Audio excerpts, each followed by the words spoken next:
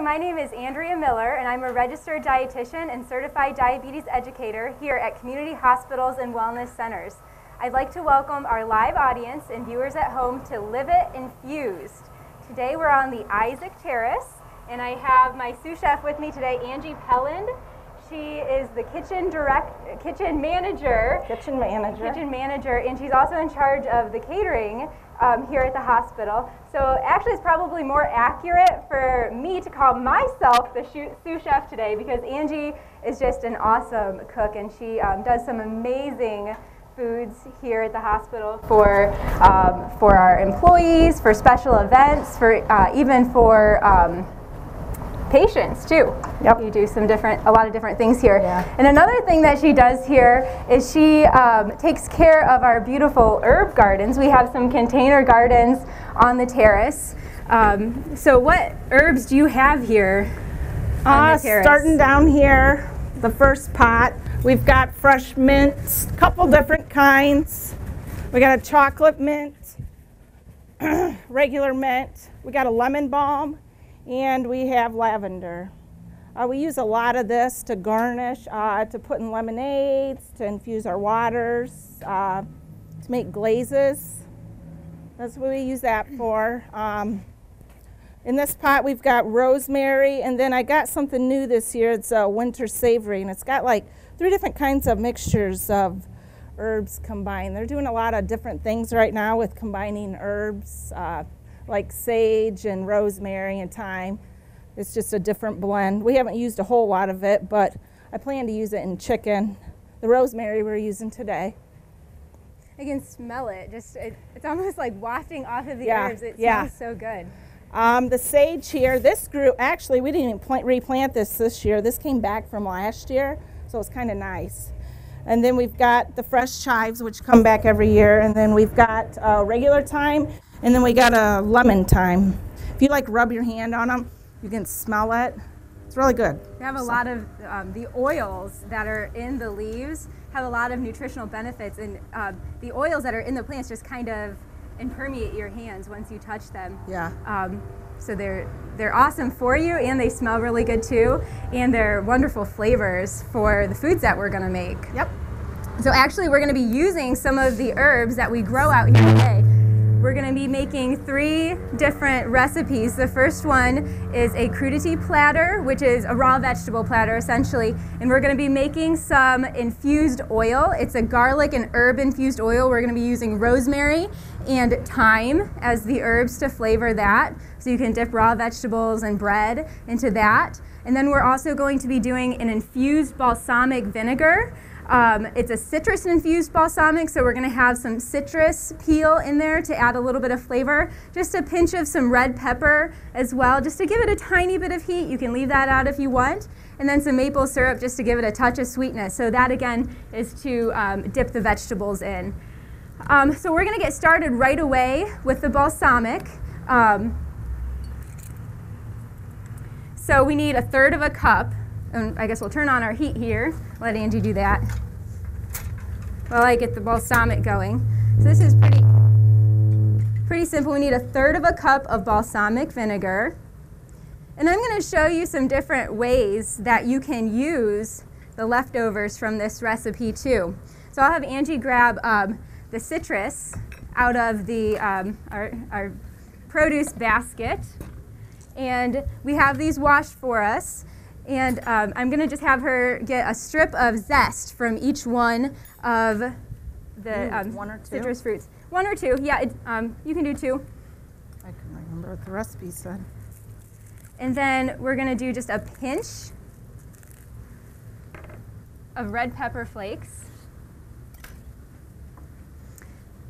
And, the balsamic's one of those things that you'll want to keep an eye on when it reduces, because it can caramelize real quick. Turn this down just a tiny bit. Yeah. Got hot pretty quick there. So we're not reducing this yet. We're just kind of infusing the flavors. I hope I didn't turn it off. You can't even see the flame outside today. I think it's off. Did I turn it off? Yeah. The last ingredient in this is a little bit of maple syrup. So we're just going to use a tablespoon of that while we get the the heat going. There we go. Okay, so then you're just gonna kind of just let it sit there on low heat for 10 minutes or so until all the flavors infuse together. You can kind of have Angie take the whisk and just kind of stir it around just to get everything incorporated. So again, we're not reducing yet, we're just infusing those flavors into the oil to use as a dip. So now we're gonna get the oil started. And for this, we're gonna use garlic, 2 cloves of garlic. And maybe while I'm doing this, I can have Angie start to get some of our vegetables peeled and chopped. Some vegetables that I found go really well with these dishes, or these dips, are carrots, cucumber, red pepper, and turnip. So maybe you haven't had turnip before, but it kind of resembles a radish flavor. So it's just something interesting, inexpensive, another root vegetable that's pretty tasty to dip in these dips. So I have 2 garlic cloves. You're kind of going to make a paste with the herbs here. And that is just cooking away. Mm-hmm. So the garlic, you need 2 cloves, and you want to peel it. So I like to lay it flat and then smash it with my knife to get the peel off.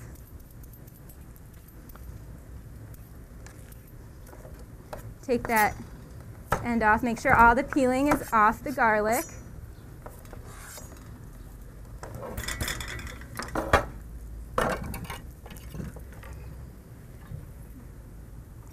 Garlic has a lot of cardiovascular benefits. It's a really nutritious flavoring to add to any of your foods, really. So I'm just going to giving that a quick rough chop. And then I'm going to add about a tablespoon of rosemary. It smells so good. I'm going to just hold it close to the top, and then you just pull the leaves, the little needles off the rosemary. You're going to set that right on top of the garlic because you're going to chop it and mash it all together. Almost like making a paste, I think. Right, right. You're going to use the side of your knife, and it kind of makes, a chunky paste. So then I'm going to take some thyme. There's lots of different varieties of thyme that you can use. And again, you just kind of pull the leaves off. And again, you need about a tablespoon of thyme.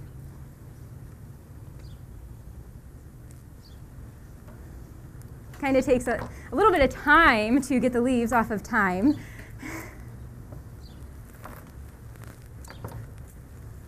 That was cheesy, I'm sorry. Okay.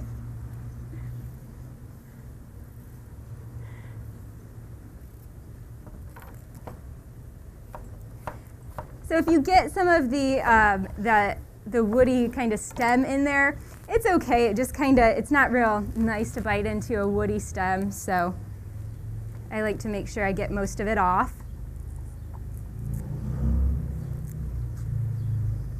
That looks like it's about good. So then, oh, actually, I forgot my salt. You need a little bit of salt in there, and that's going to help.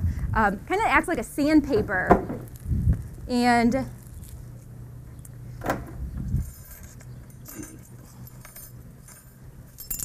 I believe I forgot that on the recipe, but I'm just going to use just a 1/4 teaspoon or so in there.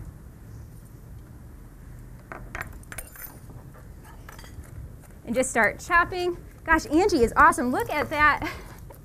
She got those all chopped and displayed. You can tell that she does this actually for a living. Like, she has to work quick in the kitchen to keep up with the demand. So I'm over here moving slow, and she's already done. How's our balsamic look? That's pretty good, I think. That looks good. So we can actually transfer that to a bowl. Okay.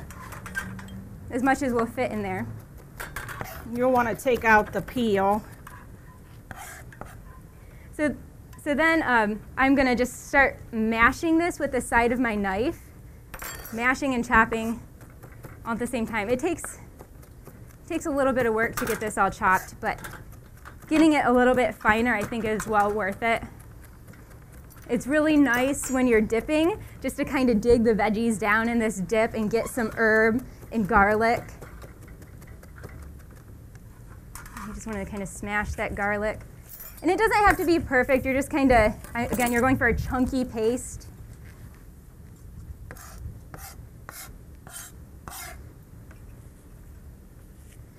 I do most of my cooking at home. You know, I'm primarily a home cook, so I have no time restrictions other than my kids. So Angie's definitely much faster than I am.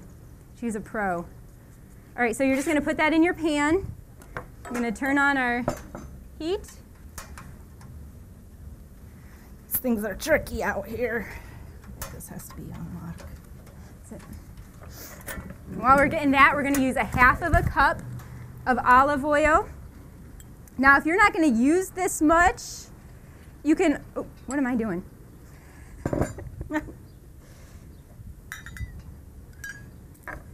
A half a cup of olive oil, and an actual measuring cup would help. You want to use this oil quickly, within a couple of days. It's not something that you can, store on your counter for months and months. It can actually, using the fresh herbs in it, can put you at risk for botulism if you let it sit at room temperature for too long.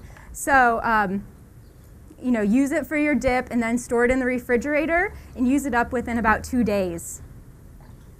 So some people like to infuse oil and keep it on their shelf. If you're doing that, it's absolutely important that you use dried herbs, because it's the water content of the herbs that increases the risk of bacterial growth. You could also take what you had left over and make like a spaghetti and mix that in with it. Yeah, and that's actually, so we're going to, that is sizzling away real quick there. I've also seen where they freeze, because we always have tons of herbs left. And I've seen, I want to try this year, where they take like ice cube trays, they put the herbs in them, then they pour some olive oil, and then they freeze them, and then you take them out, and you can put them in broth, take them out and put them in. Yeah, you can do a lot of stuff with fresh herbs to preserve them. Fresh is way better than dry, too. It is, and like you said, that's a really good tip to freeze them. It really because in the wintertime we always want our fresh herbs, and we go outside and there's snow. I'm like, oh. Yeah, so to use this oil, that's a great idea with the spaghetti. I didn't even think of that, but I've also used it on popcorn. I love popcorn, as you know from last month. You could use this on kind of drizzle it on an air-popped popcorn. I brushed it on a homemade whole wheat pizza crust. That was excellent. We're going to make a Caprese salad after this, and that's another way that you could use it up. Instead of using plain oil, you could use the herb and garlic infused oil in your Caprese salad. So we're going to let that sit just a little bit, and then we're going to get started on our balsamic reduction. Now, I'm not even going to measure this because it's not an exact science. You can use however much you want. If you have leftover balsamic reduction, you can simply put it in your refrigerator and store it for later to make Caprese salads all summer long. A Caprese salad is basically a tomato, fresh mozzarella, and basil salad, and it has olive oil and a balsamic reduction dressing. So now's the point when we're going to reduce the balsamic, and reducing the balsamic kind of makes it syrupy, and it really intensifies the sweetness of it. In my cooking class in college, my professor referred to it as the nectar of the gods. So if you've never had balsamic reduction, I'd highly recommend making it. So again, we're going to turn on our heat. And it's on. Okay. So you're just going to kind of let that simmer away. And a good balsamic reduction, if you put your spoon in there, it's kind of going to coat the back of it, which it's kind of doing already. But basically, another way to think of it is you're reducing the liquid by half. So if you use a half of a cup of balsamic, you're going to have about a 1/4 cup of reduction. Add some heat to that. Okay, so Angie has the platter pretty much ready to go. I'm going to dump the oil in here. Make sure you get all the herbs.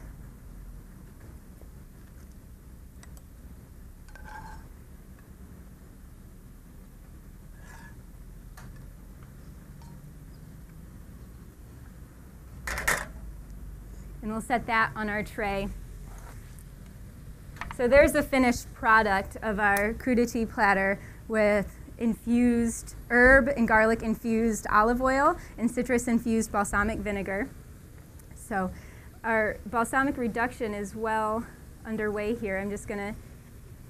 You want me to go ahead and cut the tomatoes and mozzarella? So we'll get started on the tomatoes and mozzarella. So the Caprese salad, I just got yeah, that'll choke you. Waft of vinegar. Don't get too close to the steam. It kind of chokes you. It's really strong. So, Angie's just chopping up the tomatoes. Tomatoes are coming into season right now, so that's why I love this recipe. It's really fresh and really simple. Just have some thick sliced tomatoes and then fresh mozzarella cheese. So, whoa, that's all the way over here. You're just kind of going to layer the mozzarella and the tomato. So you have the red and the white. It looks really nice. Angie's excellent at doing the whole decorative thing here. And then for the green, we're going to use some fresh basil leaves. So this is another tomato and basil is kind of a salt and pepper. Yep, kind of a classic combination. Tomato basil soup is excellent. That's another way to use basil. Making a basil pesto with some Parmesan cheese. Bruschetta. Bruschetta is really good. So lots of ways that you can use the tomato basil combination or different ways to use basil. So she's just sprinkling a little bit of pepper. Look at how quickly she works. Man, I've never actually seen Angie in action, but she's awesome. So she's tearing up some fresh basil leaves and putting those on top with salt and pepper. And as soon as that's done, we're going to drizzle. We have a little bit of leftover herb olive oil in here. We're going to drizzle that over the tomato and basil, making sure there's a little bit on each slice. I'll trade you. Got it? Yep. Okay. And I'll see how this reduction is going. This gas stove is just a little bit difficult to control, but that looks like it is reduced by half, so we're going to take it off the heat here. See, it kind of coats the back of the spoon. Look how thick that is. Once it starts boiling, gets going, yeah, you really got to watch it because I've burnt it many of times. And didn't you have a remedy for burnt balsamic? A coworker of mine that worked here, we had burnt it one time. It was at the last minute. She goes, add a little bit more balsamic and some brown sugar. We added it, and it went right back to tasting the way it was supposed to taste, not the charbroiled. So a little bit of extra balsamic and brown sugar fixes the situation. Okay, so we have our caprese salad and our crudité platter, and now we're going to do our infused water. So for today, we chose a pineapple, peach, and pineapple sage infused water. So Angie's chopping up the pineapple. She chopped off the top and then the end and made it flat, and now she's slicing off the piney side. She's like, wow, going to town. And there is a core in the middle of the pineapple. Yeah. You don't have to remove that for an infused water because you're not going to eat it, but for eating a pineapple, you may want to remove that. So for an infused water, our picture here.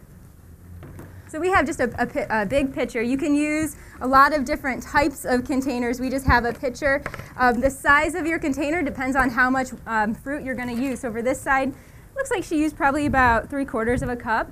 Then the peach, she's slicing down the middle and just putting a couple slices of peach in there as well. I wanted to use peaches today because peaches are another fruit that is coming into season right now, so they're going to taste really good. And then we're just going to add a couple sprigs of pineapple sage. And I don't know, Angie, do you kind of roll these to? Yeah, if you roll them in your hand a little bit, it'll get some of the oils out of it, and it'll make it a little bit stronger. My hands are going to smell good. Yeah, that's for sure. So we're just going to pop a couple pineapple sage leaves in there. And you can do this to taste. So orange is good in this too. That's one of our favorites here. The people just love it. I can always tell because I menu what flavors are going to be out there. And when we have the orange, peach, and pineapple sage, they go through a lot of water. But that's the way we get people to drink water more around here. It kind of works out. I don't remember the exact numbers, but you know, we used to sell a lot of sugar sweetened beverages, and since we started serving infused water here at the hospital, we've drastically cut back on the amount of sugar sweetened beverages like pop that we've served, and we serve a lot more infused water right now. So the nice thing with infused water is you can keep that container going for pretty much an entire day. I think after a day we recommend switching out the fruit, using new fruit, but for a solid day, you can keep the same fruit in there and keep adding water to it. So you guys all have infusion cups in front of you. You can add water to those and sip it throughout the day. So you can use small cups if you want. You can use, I've seen people use a mason jar and just put fruit in a mason jar and ice and water, and then use a straw to sip it. They sell, specialty infusion water bottles that you can buy.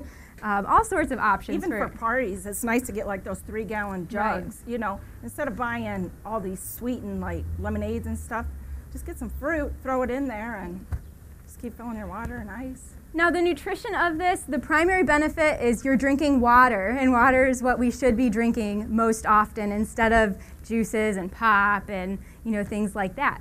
So as far as nutrients getting in the water, there may be a couple. You may get, a little bit of vitamin C. You may have a little bit of carbohydrate in there, but not a whole lot. Just really trace amounts of nutrients in there. But the main benefit is you're drinking water, but it has a little bit of an interesting flavor. So, and you can experiment with different fruits and different herbs. If you don't have pineapple sage or can't find it, use basil or regular sage, or leave the herbs out if you don't have them. Thyme's really good with like a lemon, blueberries. The mint's really good with strawberries. We do oranges with bananas. People really like that. And so the bananas really make the water very sweet. Sweet, yes. So we have now prepared everything for you today. Thank you all so much for joining us on this hot, humid day on the Isaac Terrace. Real troopers. You guys were truly the brave ones coming out to join us. So thank you so much for enduring the heat and watching us today. And thank you, Angie, for helping me. Thank you for inviting me.